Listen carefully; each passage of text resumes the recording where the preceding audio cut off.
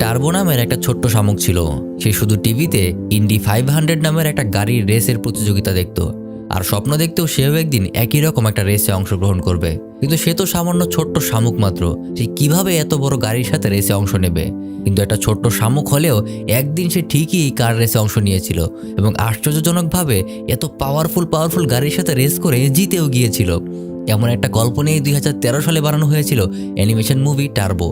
তো চলুন বেশি কথা না বলে গল্প শুরু করা যাক। টার্বো আর তার বড় ভাই চেট একটা বাড়িতে থাকতো, আর সকাল হলে তাদের সাথে থাকা আরো অনেকগুলো শামুক মিলে সেই বাড়ির বাগান থেকে টমেটো চুরি করে খেত। কিন্তু টার্বো এই শামুকগুলোর থেকে একদমই আলাদা ছিল। তার স্বপ্ন ছিল একদিন বিশাল বড় রেসে অংশগ্রহণ করবে, তাই সে টিভিতে প্রতিদিন সেই রেসটা দেখত এবং নিজেকে সেখানে কল্পনা করত। কিন্তু তার এসব ফালতু কাজে তার বড় ভাই একদমই খুশি হতো না। সে সবসময় টার্বোকে এই ফালতু স্বপ্ন দেখা বন্ধ করতে বলতো।